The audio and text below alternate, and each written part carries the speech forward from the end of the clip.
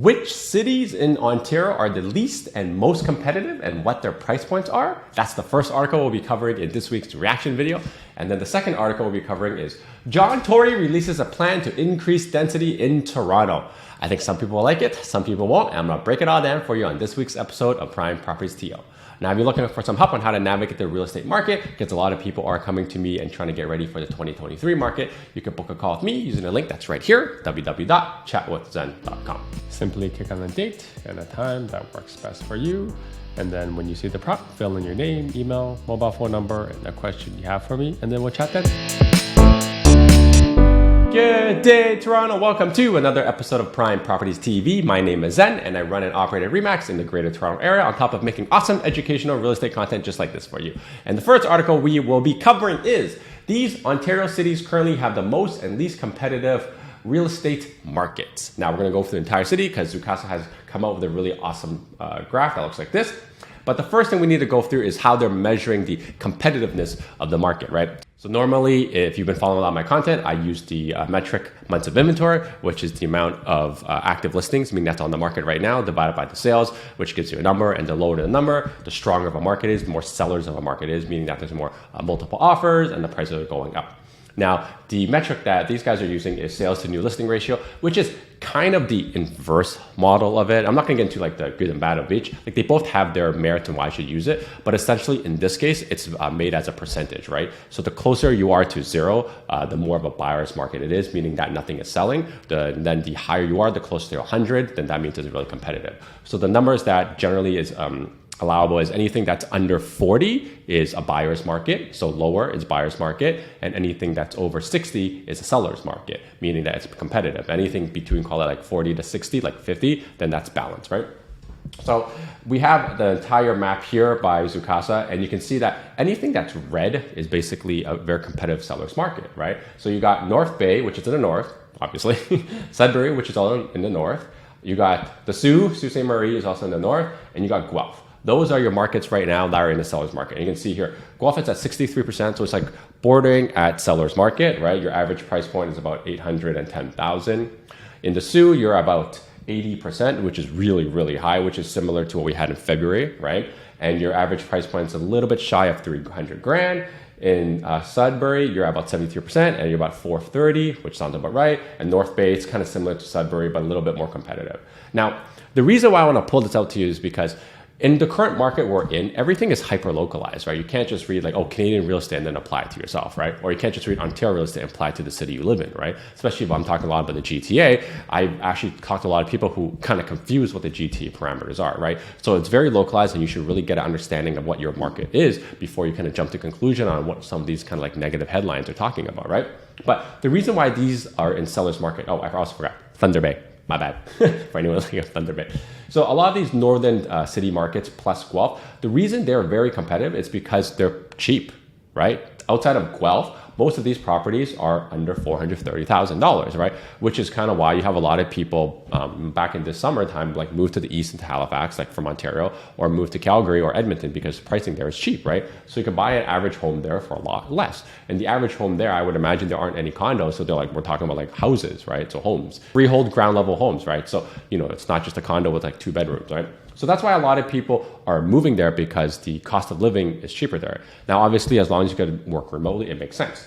But if we look at a lot of the other markets that are in GTA, right? So you got your York regions, Aurora, Newmarket, Richmond Hill, Markham, right? They're all around the 50% mark. They're all kind of balanced. I can tell you because we operate in Markham, Richmond Hill quite a lot that we're actually still seeing a lot of multiple offers and they're still selling, right? Now, if you go into the Durham region, you got Ajax, Oshawa, where's Whitby? Whitby, Clarington, Pickering. You're still in the 50s, right? So you're kind of in the balance. Oshawa is kind of close to seller's market right now at 59, same with Clarington. And then you got the Peterborough, Kingston, a little bit further east. Same thing, right? Around the 40, 50, quite balanced right now. Not quite, I would say a buyer's market where, sellers are really desperate because people are still buying it, they're still transacting.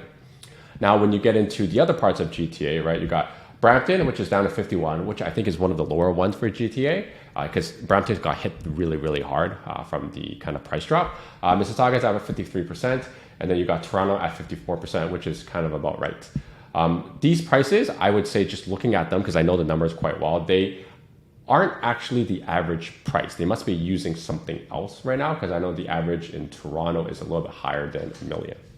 Now, when you look into some of the regions on the west end, so you got your St. Catharines, Burlington, Oakville, Hamilton, they're all kind of around the same area, except with the Burlington and Hamilton area, it's a little bit closer to a buyer's market at like 40%. And then you got the really weird one that's kind of a little bit off, which is Niagara, which is 29%. I don't know what's going on here. I don't really operate in the Niagara region, but 29% is kind of the outlier from a lot of the kind of Ontario places, right? And then you go into the Peel region, you got Caledon, which seems awfully high for the home price, $1.7 million. We got to figure out what's going on there. And then you got Windsor and Waterloo, very similar, same with London, kind of balanced, right? So you can see just by looking at this, the market, depending on where you are, is hyper localized, but most of them right now are actually quite balanced, except for, the really, really cheap ones under 500 grand plus Guelph. And then you have the Niagara Falls, which is kind of the off one, right? So this is kind of what they're saying, right? Everything that you're seeing here is kind of in a balanced market. Now they're noting that Niagara Falls is in a seller's market, which is definitely a mistake on their part. It's a buyer's market because it's 29% sales to listing ratio. But then all of these other cities that we're talking about, they're very, very low because it's very affordable, right? Because when interest rates are high, people want to keep their debts low. Or even if a lot of people kind of own some property in Ontario before because it's appreciated so much, they could sell their home, buy a home, say in these places that are like under 500 grand, live mortgage free, and still have some money left over to kind of live, as long as they're okay with the lifestyle and the area they're living in up there, right? So it just really depends. I've been up north. It's not that bad. It's just a lot more snow and a tiny little bit colder. But as a city, I would say Sudbury is actually quite comparable to say Milton with a lot less big stores, right? But it's pretty comparable, right? So it really just depends on how close you need to be to Toronto and kind of arts and entertainment. Now, if you found this content useful, make sure you smash the like button and subscribe to the Prime Property channel, because every single week we put up option content like this. And if you are looking for some help, book a call with me using the link right here, www.chatwithzen.com. So the next article I'm going to go through here is John Tory releases plan to increase density across Toronto after province passes strong mayor's law, which is the Bill 23. So we talked about it previously before, which is kind of like the Doug Ford kind of passing that on, giving the mayors a lot of more power to do some things in kind of how density is going to be managed in the city, right? So I have a couple things that I'm going to highlight and I'll explain to you. So it says that they're effectively allowing new duplexes, triplexes, as well as legalized rooming houses. One of the things I really like about this is that they're legalizing rooming houses. And some people may not like this, but I like this because we're getting to the point where we're so unaffordable that a lot of people are renting and cutting up rooms, right? So we can actually make it legal and safe for people who maybe are renting up just a portion of the room, and then people won't complain there's a lot of kind of density there. Then at least we have some kind of on the lower end of the affordability tier, right? So someone maybe who's just getting started in their career, wants to move out and wants to pay less than $1,000, that's perfectly fine, because without rooming houses, they go into kind of illegal places that are really small, shared kitchens that aren't good, or the next thing up, and unfortunately it sounds really bad, but the next thing up from that is a rental basement that even in say Scarborough is $1,500-$1,600 for not a very good one, right? So the rooming houses are providing kind of a lower bracket of housing, and as long as we make it safe, I actually think it's very good for the city. Then you got here that Tory believes the housing plan will achieve support from a majority of councillors when it's debated at next week's council meeting. So this is where I think we're going to run into issues, right? So depending on which councillor it is and kind of which ward they represent, you have to remember every single neighborhood in Toronto is different, and you can't kind of apply the same thing to everybody, right? So depending on whether this passes or not, it's going to be interesting. Because if you talk to someone from the ward in say that manages Rosedale or Forest Hill or Leaside, do you know how much opposition they're going to get for increased density? When you buy a $4 or $5 million home, you don't want the neighbor to have multiple densities, tons of cars going in and out, right? Because they bought in that area for the seclusion of it. So this whole upzoning thing, you're going to have a lot of NIMBYs in those areas objecting to it, which I get as well. If you were to buy a $6 million mansion in Forest Hill, you don't want your other, call it $5 million mansion next to you be cut up into a bunch of rooms or multiplexes and have multiple families living there, right? Because you just want as little as possible. So I'm curious to see how that's going to get handled next week. And then the last thing I have highlighted here for you is that the proposal would end exclusionary zoning, which is designated by vast swaths of Toronto only for single family homes to spread growth throughout the city. So exclusionary zoning was kind of these archaic kind of zoning laws that we're still using right now, which is one of the reasons I think we have a housing problem, is that you can't build more than single family homes in these areas, right? So if you ever look at like an aerial view of Toronto, or when you're kind of flying into the airport, you'll see that along Yonge Street and maybe a little bit of Bloor, there's like density and downtown. But everything around that is just like bungalows, single family homes, 2-story homes, and there's no density, right?